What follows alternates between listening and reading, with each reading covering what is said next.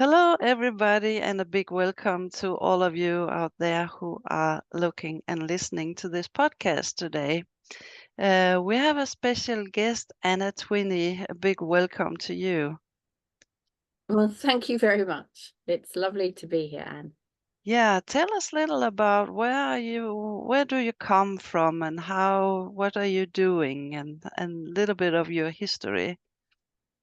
Yes, that's always fascinating, isn't it? For my accent is British, and I was raised in Germany, which gave me an incredible childhood foundation that I think actually so many don't get anymore. And it's one of those things that you look back and say there was such freedom with nature and Mm. freedom to be oneself and discover yourself, and ultimately not have so many reins attached to what you're doing. And then today, here in the United States, where I find myself and destiny has brought me here, it's such a different story for a lot of the young people that are driven everywhere and protected by their parents and don't Mm. have the freedom. And people are looking for the imagination and the escape through the computers. Yeah. So why do I share that? Because for me, the connection to oneself, to spirit, to the horses is through nature. And it comes back to the same pathway constantly to say, get your feet on the ground, connect with these animals, look for that joy. And every day we're with them, there's something else that they will give. In fact, when you give, you get so much more in return. And when you give unconditionally, then the gifts start coming back. So in tenfold, 100-fold. It's probably what's kept me going, Anne. It keeps me going during these tough times, is that connection to all life, but definitely giving a voice to these horses and to interpret on their behalf and to bring the truth forward. And that's a big part for me, is to bring the truth forward for when they behave a certain way, to be able to discern that and translate it. So yes, I grew up in Germany. Now I go back, I teach sometimes, I teach in English, they listen, they speak German, I listen. And it's a really cohesive group to look at, for me to say it's all about that translation. And the translation comes in the body language, right? Yes. It's all about what do we, you opened this up and you said when you're looking and you're listening, but what are we seeing in the body language of these individuals? They've only got one true way to express it, and that is through their behavior and their movement. And that's where I come in. Yeah, and it That's is a bit funny because we can talk and everything, but as you said, horses have only one language, but they can understand each other all over the world. Yeah, and I love that. That's been part of my path. In 1997, I came to the United States. It was a big turning point in my life, and every path led to the United States, literally every path, from emotional, mental, physical well-being of mine. It all led to the United States. And it ended up being that I would study horse whispering. And with that, there's a ton of statements that are always given. And it doesn't matter if it's our childhood or now and today, where people will give you absolutes. And for me, since I was 6, I can only remember back to about 6. Since I was 6, I would question some of that and challenge some of that and seek the answers from teachers or from ministry, from parents. And I was the kind of individual that just tell me the answer, help me learn, I'm the sponge. And people would shut that down to go, children should be seen and not heard. Yeah. And for me, that helped me, right? Help me understand. And so that also transferred in 1997, when the statements were being thrown out there, this is a universal language. Well, I wanted to discover that. Is that really so? Is it so that when you're in China, Mongolia, Holland, Sweden, Norway, France, is it truly a language, or is it species, I say species specific or breed specific? And how does this vary? And that's been a lot of this journey in this quest, is to go, yeah, a horse is a horse is a horse. Absolutely. And there is a language that's universal, absolutely. And yet when you start to talk to horses out in the wild that are raw and not been influenced by a man, they're particularly sensitive, and that can transfer to the domestic horses, that you go, okay, I learned this from the wild one and it all applies from the domestic. But we can go deeper than that, because then you start to look at what are orphan foals like versus show foals, Mustang foals, Premarin foals, Premarin horses, show horses, privileged horses. And people love to have, they love to have opinions as backseat drivers a lot of the time. And for me, it was, let me get out there and feel it, see it, understand it, believe it, and to realize that they're all individuals. We will have certain breeds, we'll have ages in horses, but they're all different. You know, here's a statement. I just went to a little roundup in the United States, one that I've witnessed from afar for over 25 years. And I didn't go for the excitement. You'll see my eyes. It's definitely people would say, oh, it's a bucket list thing to see these horses swim. It's not a bucket list thing, because once they've swum over that little area, the babies are taken from their mums and they're auctioned off. And so when you're an empath, you feel that. You feel the cries of these 200 horses, and you sense what's coming. And you know, society might turn around and say, well, they're fine, they're eating. Yeah, they are eating, you're right. And yes, they are drinking, and yes, they are quiet now. And then society also said they're clearly fine with it. Well, how small-minded, how shallow-minded is that, to say that when that mum knows full well what's coming? She has a memory for life. She knows the area, she's going to associate it. And just because she's calm and quiet doesn't mean that that's what she's feeling inside, right? And so these are the things that we realize, to go, a baby would be like a child for us. That's not anthropomorphism at all. It's more their mind's not developed. The adolescence in a horse is like an adolescence with us. The elderly in a horse should be respected, just like we need to respect our elders. And each horse, you tweak it. And the same for the hot bloods, right? The thoroughbreds versus the cold bloods versus the Mustang, if you wish. You look at that to go, you can't train Mustangs just because you're a horse trainer. It's like a dog trainer. You can't train wolves just because you're a dog trainer. And so these are things to be mindful of, to go, yes, a horse is a horse. And yes, there's a language. And this language is extensive, so extensive. It crosses without borders around the world. And you have to be able to know how to speak it. You can sit in a cubicle at home and have no dialogue with people. You could be a terrible communicator because you don't like people, right? Or you can counsel people. Now I'm clearly on my soapbox, but you've got people that would be life coaching at 20, and they're going to all now look at me going, she's judging. Yeah, I am a bit. How can you life coach at 20? It's not in a book, love. You know, there's nutrition, there's spirit, there's relationships, there's health, there's finances, all these things. You have to have life to life coach. Well, you have to have a little bit of life to train horses, and you have to have a bit more life to be able to talk to all horses. And that's the glory, is to understand that there's no problem horse. There's no problem horse. There's only those that are misunderstood or mismanaged and mistrained. And so therefore everybody needs a translator to say, simmer on down a notch, breathe. This horse is not loading into the trailer because the last time she loaded, she lost her baby and it was taken from her. That's why she's not loading.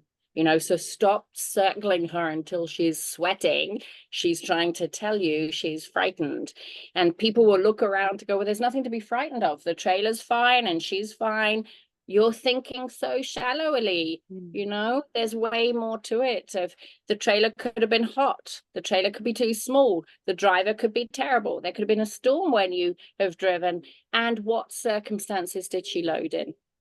So I'm speaking really quickly now, but it's about opening one's mind up to say, these are sentient beings. Let's look way deeper than livestock and to realize there is a language. And when we learn a language, it takes years to master a language, years. Mm. We don't wake up speaking Swedish or Danish or English. People spend years learning it, and we look at children and they don't master that language until they're later. They don't have the vocabulary and they don't have the mastery, and maybe they never will for decades. So we have to look at this too, to say, are you the one wanting to learn it? Because it's a journey to learn their language. And it's not only the language, it's the way you say it and the way you are acting when you say it as well. Yes, and like you're saying, because you can speak words and your eyes tell the truth, right? And you can speak words and there's a tone behind the words. And here's the issue: when you start learning these things, when you're in my company, I'll be looking at somebody to go, "Are you really happy?" I do that on a ton of clinics now, because since COVID, people just have a straight face, and I look at them to go, "Is this your happy face? Enlighten me, tell me, is this your happy face?" Because they're not happy, and then they might have something to celebrate, and I can look at another student to go, "We need to celebrate what you just did. That was really cool." And they'll look, and I'll pause too, and they go, I'm not sure how to celebrate. And you go, oh my gosh, we need to all celebrate more, because that's the emotion that, one, your horse will pick up, but two, you've got to celebrate. How can you celebrate another when we can't celebrate ourselves? And so there's so much that comes with this horsemanship, is to read the energy, right? Read the movement, read the horse's eyes, because the eyes will tell you how they really feel. And then amongst all of that, you're learning about yourself to go, what energy am I putting out there? And what are my eyes really saying? You know, so like you said, the language is silent, and there's a lot of facets to the language. That's right. And as you said, when you approach a horse, you must think of how am I doing myself before you can talk to the horse. Yes, and upon approach, that would be it. And the wild ones are fantastic. So I've managed to travel around the United States and partially the world for the wild horses, and to learn it more and more. And the largest area I've been in where you're influencing the horses is 1.5 miles. So that's like 2 kilometers probably. So you're looking at a vastness to say, we impact them that far away. Our intention, our movement impacts them that far away. And there's situations where we couldn't relate to that, and there's other situations where people can relate to that, to go, if you were a first responder, maybe you know what that feels like, because you've got to take in your surroundings and your awareness. If you haven't had to do that, you won't be able to relate to them so much, right?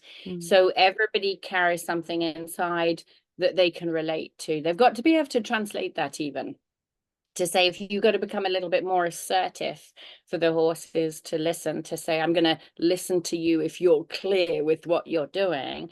Well, we've got to find that inside and go, okay, I'm really clear with my children, so let's bring that part of me forward, that I can be clear. And as I'm doing my activities with the horses, I'm bringing that sensation and feeling forward. So even if you don't have that and you don't have the miles, there's pieces in us that can relate to it, and that helps the relationship with the horses. They'll always be masters at it, Anne. You know, they're not born with it. It is a learned language, but it is something that they master for survival. Yeah, and I suppose it's the same there. Somebody will catch it immediately, and it will take a lot of time. Yes. So So what are you? Sorry, same for people, right? You're going to have people that are natural at it, and then people that spend decades learning it. That's right. So do you help people with horses that don't understand, or how do you do your work? It's really extensive. I've actually been critiqued for 25 years that I do too much. And Okay. yeah, yeah, even this week. And it's that thing of, can you let any of it go? And it's a smart question, right? To go, you work hard, can you let any of it go? And the answer would be no, it's all relative, Mm. because it all is one. So where we have nutritional counseling support and health support, and then I teach energy healing, horsemanship, and animal communication, all of that goes hand in hand. There's not one that's on its own. The horse's language is one of energy. So we need to learn the energetic exchange and the power of healing. The animal's language is a telepathic language. So even if we don't want to study it for all species, there's value in studying your thoughts to realize that the thought patterns that you hold can be picked up. And then there's the value of learning your body language as well, right? And the impact that it has. So all of that is to tell you that I teach liberty work, wild horse gentling, behavior modification, colt starting, teach confident horse and rider, as well as partnership and relationship building. And then I have a program in telepathy, so a masterclass in that, and I teach energy healing as well. And if I'm not doing any of those, then I'm doing life coaching. And so it's a lot of different aspects that people, when they come on a course, they're automatically going to get that life coaching. You can't not. Yeah. Can't not get it. It's everything you do with animals teaches you as to who you are and how you are being in the world. Yeah. And you're saying that you talked about that it's a couple of kilometers from the horse. They already sense you, and how can we think then? I'm just thinking that my horses may be feeling me right now. Yeah, How can we separate it? that's a great question. I think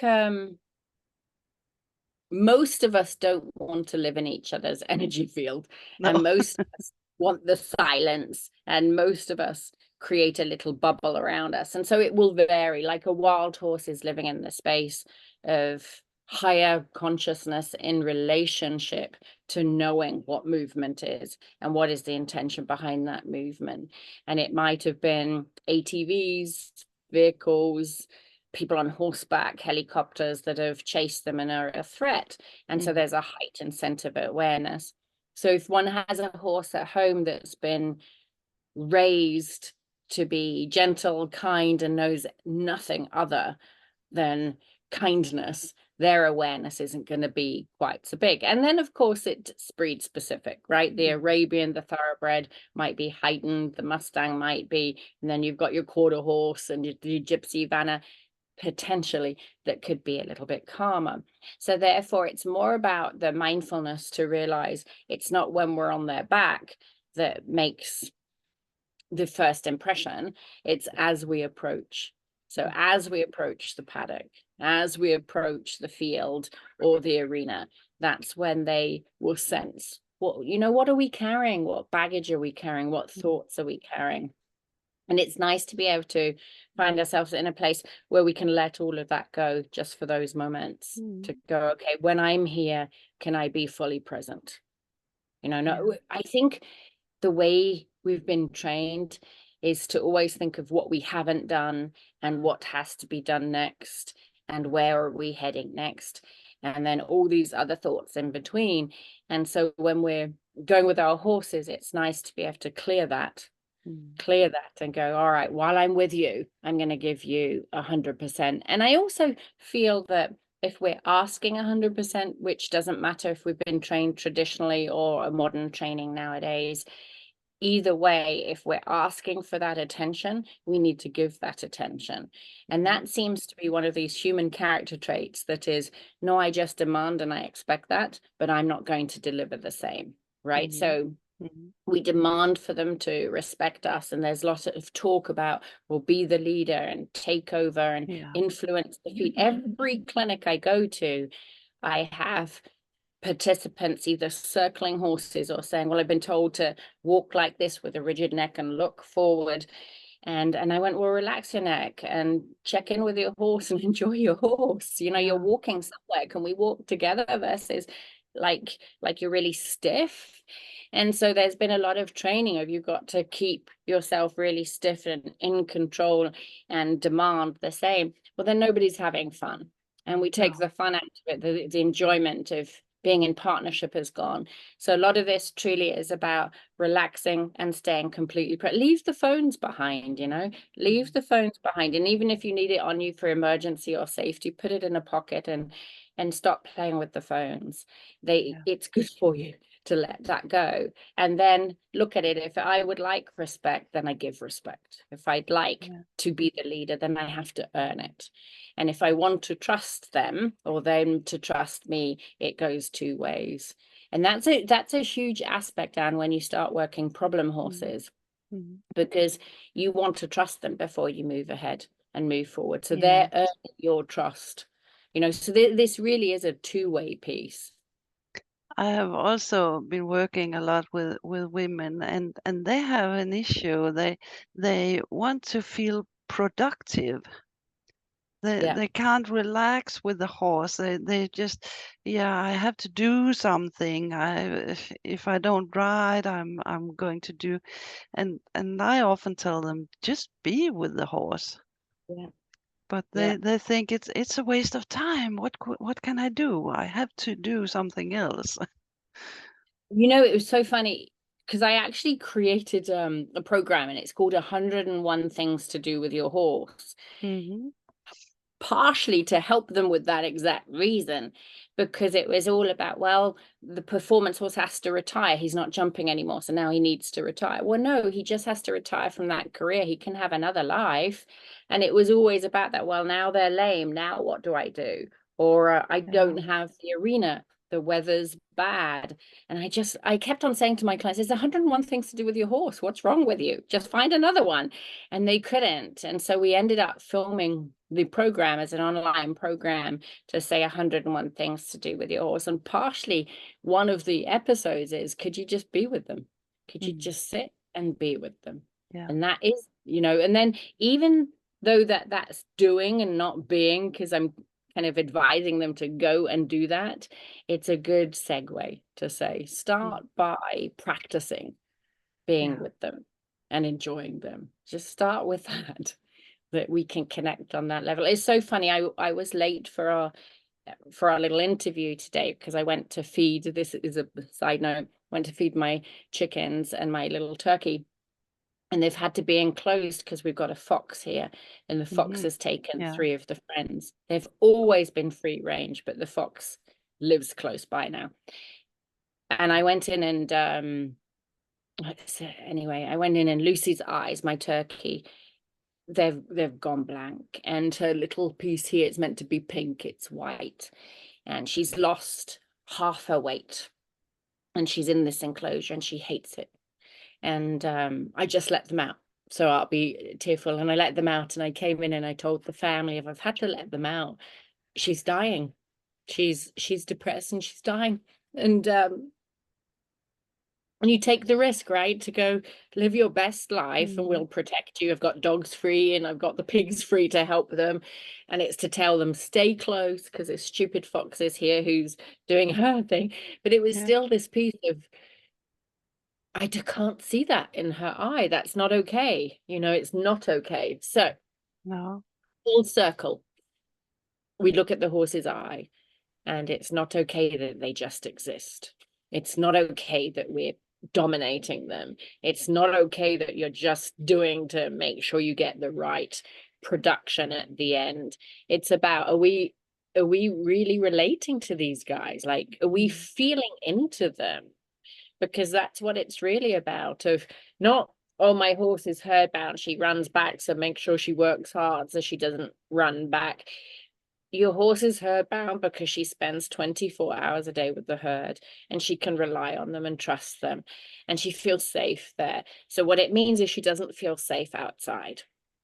And what we do is, if we do that circling game, then we've said, no, you're not safe, and I'm going to dominate. I'm going to break you down. And I look at that to go, that's not who I want to be. I'm not going to break you down. I've got to give you coping skills. So all of the methods developed and developed and developed. And I've always told my students, we're refining. I'm probably a pain in their ass, honestly. And I'm the pain in everybody's butt, because it's always this thing to go, it's not the horse's fault. It's not the horse's fault. Let's look at refining what you're doing. And that's the key, is we can be better, and we can always get better. And that's what I'm looking to do, is to constantly become better at it. So there's a little story about my little turkey, but it does actually apply with the horsemanship to say, don't switch off, don't switch the switch off to go, well, it's not me. It's not like me to do the work versus rest. Where's your moral compass? Keep that moral compass alive. Keep it alive, because it's built in here for a reason. And so therefore, we do want emotions around horses. We don't want to shut them off.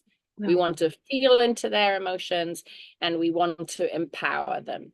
So it's that piece. It's neither is it to necessarily cry and go, oh my gosh, she's in a bad state, and she's missing her 5 children, so I can never do anything with her. No, she doesn't want to live in fear either. And so therefore, we need to help them come out of their shell like we would a girlfriend or a family member. So we let them grieve, and we help them, and we empower them. And this is where it gets, I think, a little bit more complicated for people, because they go, shit, I just want a system. I just want a system where I do these 9 things and I'm happy with my horse. And you look at it to go, but it's not a system. These guys have heartbeats. You want a system, get a motorbike, ride a motorbike. You want a horse, they're going to break down. They're going to have issues, and they're not here just for you. They're here as a partnership. And it's sometimes easier to stay in your comfort zone, and easier not to go out of the house, and easier not to take the risk on friends, and easier not to get married because it's a work in progress. And you do look at all of that to go, well, welcome to the horse world. You might end up having 8 horses, for the fact that one's old and one's ill and one doesn't want to. And I look at mine, we have all of them, and I don't have that horse that wants to do cow work. I don't have the horse that wants to do performance. I have the horses that love living life and being, and maybe they'll teach something once in a while, and it could be energy healing and animal communication, but they don't have that great desire and drive to perfect professional art. They don't have that. And that's okay, because they're perfect as they are. And that is a discussion right now. I maybe could take it up here with you about it is Olympic Games right now, and they're talking about the dressage horses and the jumping horses, and people are talking about, yeah, they enjoy it very much. Do they do that? And yeah, I have actually found it one of my greatest regrets. I have few. I don't have many regrets, but one of my greatest regrets, I used to work. Just see, what are you doing? I'm so sorry. Let me let him in, because he's going to bang the door. There you go. There you go. Okay. One of my greatest regrets, I used to work for a top racing facility. And so he was best known for racing and associated with the Queen of England, and actually the Queen's trainer. And I rode the race horses. I rode the easy ones. That's a good way to say it, not the difficult ones. I rode the easy ones. And with that, I showed no interest in exercising. I rode my horse and I enjoyed my horse, but I never learned the art. And I refused to learn it because I thought it was cruel.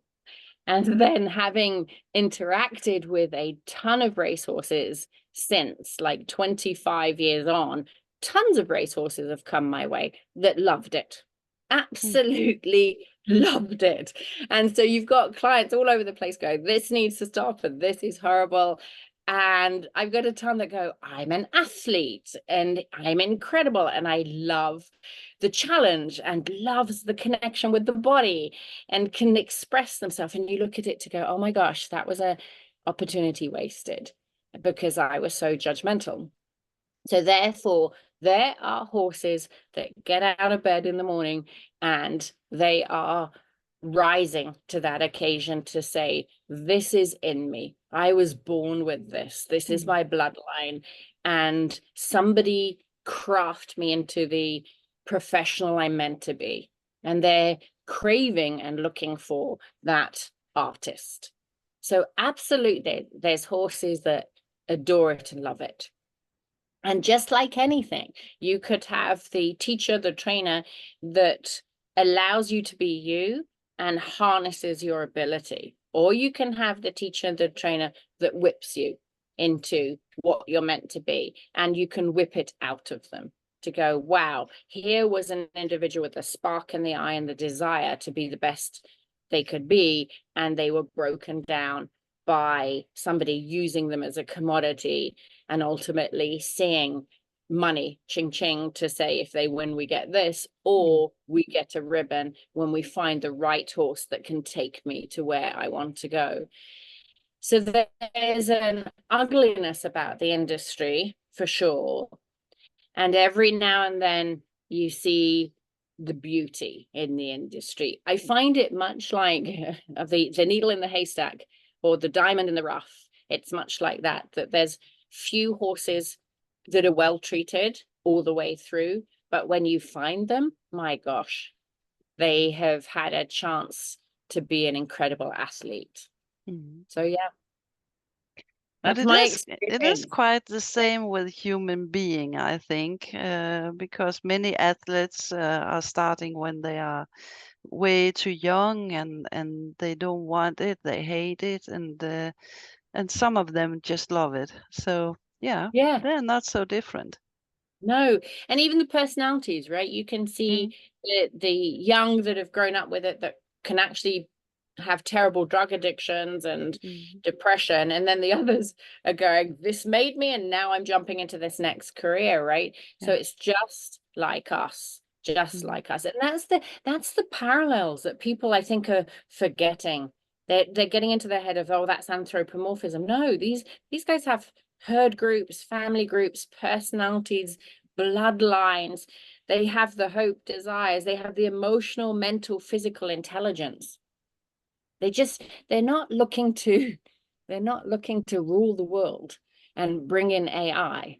They're looking to keep it pure and keep the family together, right? So just yeah. because their minds don't work into going into space and making the world a different place doesn't make them less intelligent. It makes them different. Mm. That's all. So I'm sure So many would disagree with that when they hear it. But at the same time, who's the winner here? The wild horses have been on the planet 54 million years. And mm, in the United States, we're eradicating them, as we are all over the world. They're pulling them off their native land. Without us, they've been here 54 million years. With us, we're killing them. mm.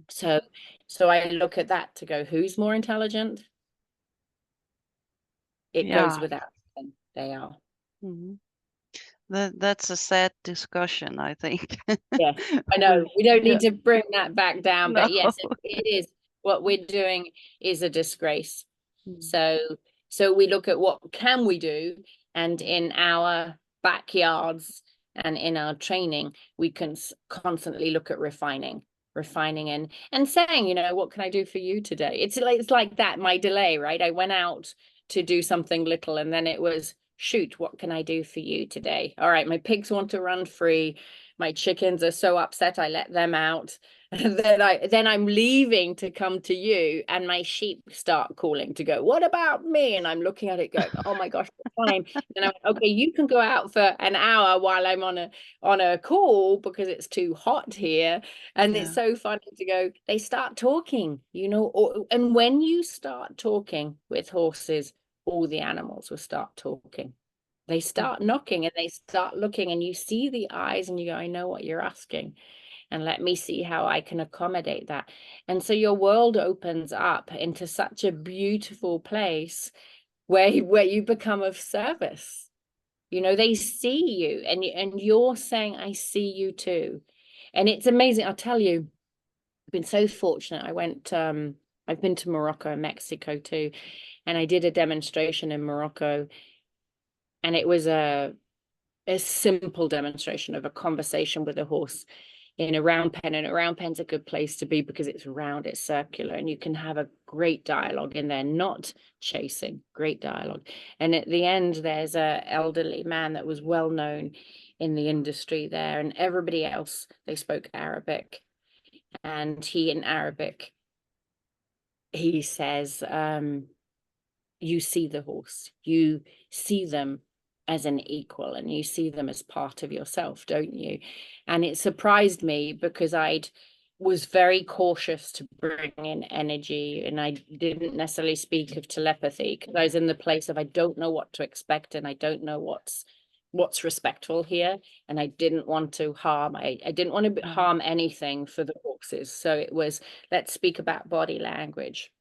And he saw it, and his beautiful eyes just caught mine, and he was basically saying, I see what you're doing. And it was that moment to go, my goodness, not only are you seeing, if you can see me, you can see the horses. The whole area gave their approval when he did. When he did, the whole of the other men did. And it was that moment to go, that's exactly it. I see them, and they know that, and they start speaking in return. And that, for me, probably is the greatest gift. And it's the only form of relationship and partnership that I would be seeking and wish to share with others. Yeah, that's fantastic.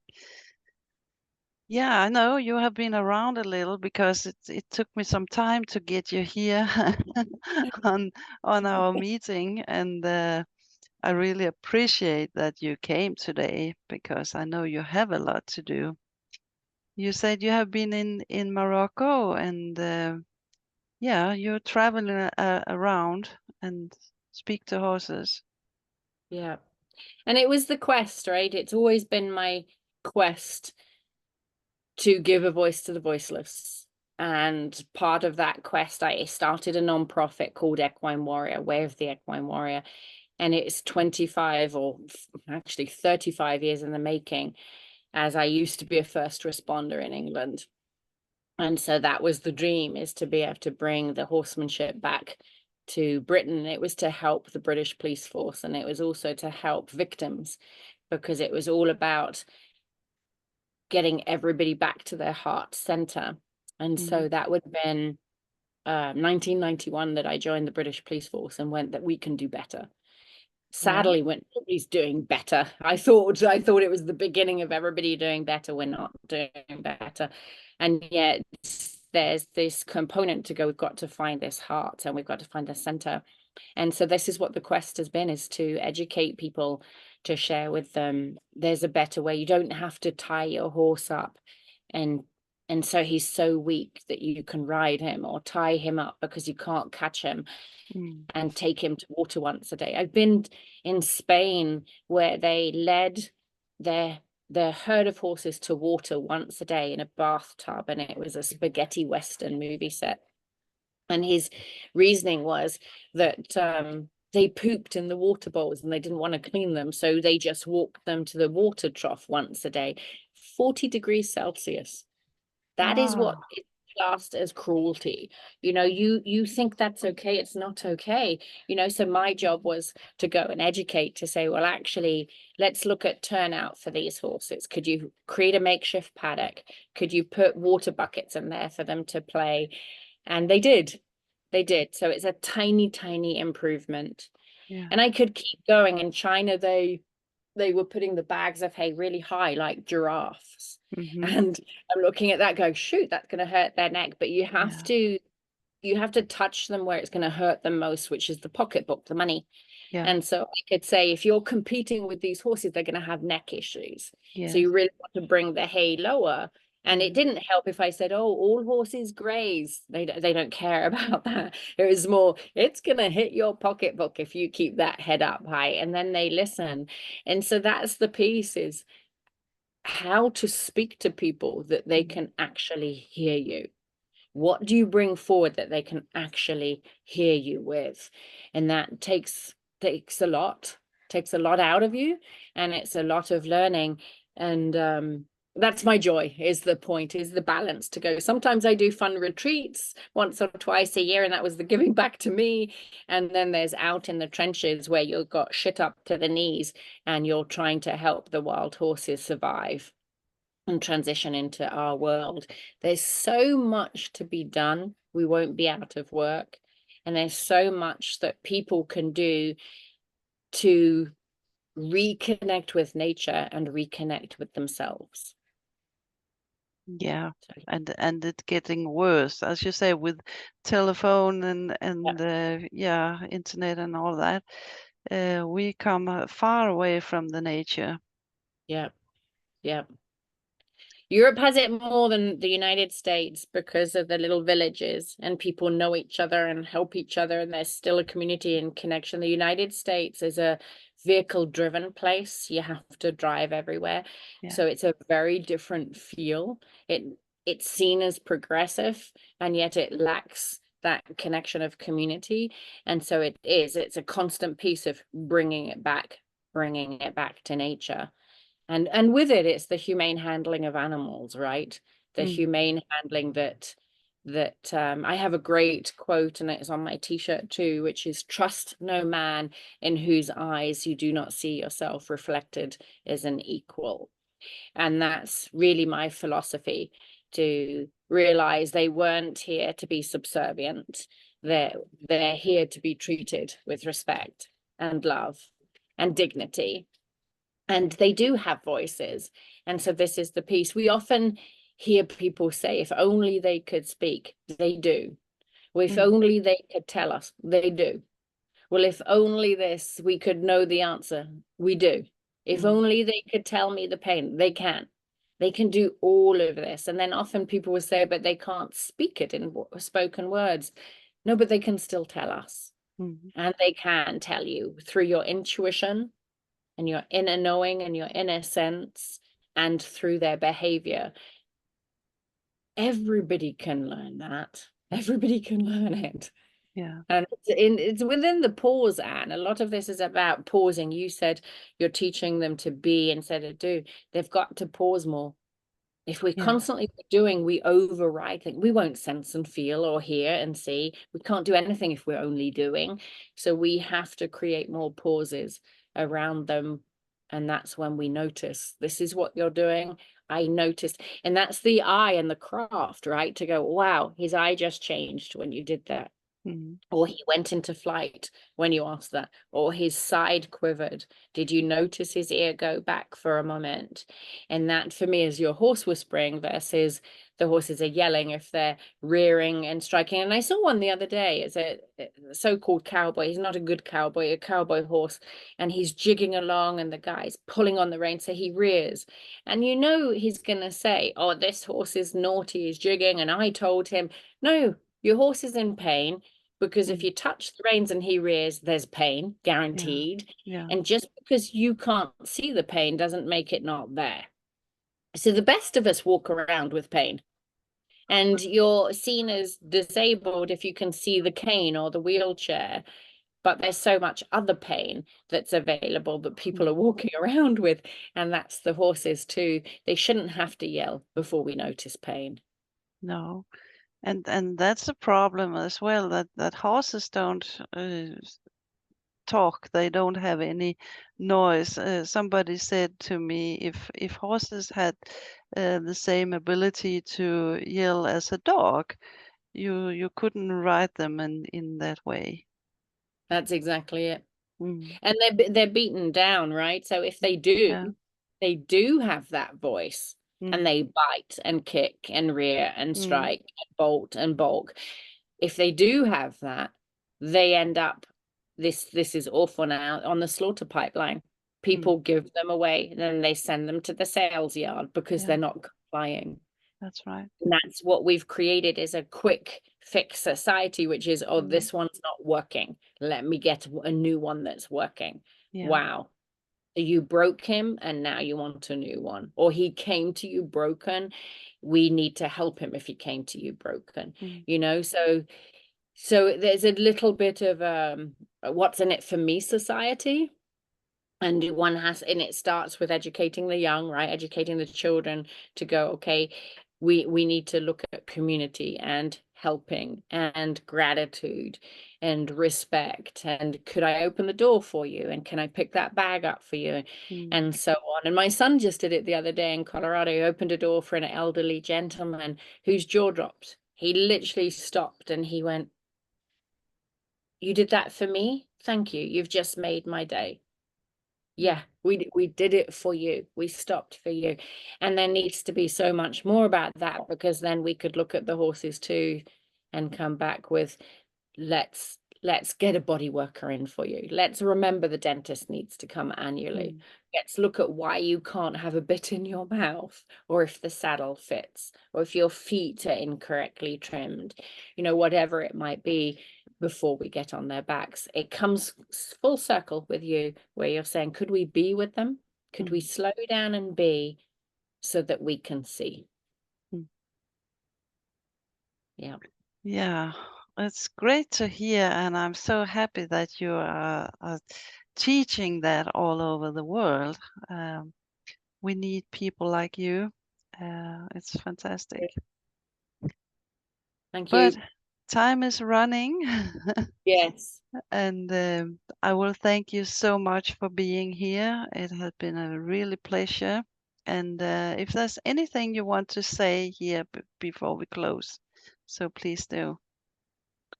I would love to say, for those that want to look at the nonprofit, it's called Way of the Equine Warrior. The website's equinewarrior.org. And I'm proud to do that. It's newly launched. And part of the dream there is to go to third world countries and to help with the horsemanship out there. A dream that I've already started and that I can continue. We take the Reach Out to Horses trainers with us. We've just got a few in the world because it's a dedicated program. And while I have little clinics from 3 days onwards, we also have a certification program. It's 24 days for the foundation course here in the US. We've got a few instructors teaching it. And then we've got our trainers program too, which is unique to me because I chose things that I felt where horses could get in trouble. And so our trainers program includes wild horses, because you can always take it to the domestic ones. And it includes problem solving and colt starting, and where we can, younger horses. And that means that people become Reach Out Horses trainers. So there's lots and lots of things on the website, or you can follow me on Facebook, and it's Anna Twinney. And if not, the website's Reach Out to Horses. And I look forward to either hearing from people, meeting people. I used to go to Sweden. It was a little while ago, all pre-COVID, but I did a number of years in Sweden, and one place was Malmo. It was just across from Denmark, and I really enjoyed my Scandinavian tours that I did for years. So you never know. COVID shut things down for a little while, and it's taking some time to get traction. But always look out for Germany, Denmark, or Sweden, and we can see where we can bring the methods to you, or you can come to me. That is great. Thank you you. so much. It really has been a pleasure. So thank you to you, Anna, and thank you to all of you out there who have been listening and seeing this podcast. And please subscribe so we can continue our work for the horses all around the world. So thank you very much. Okay.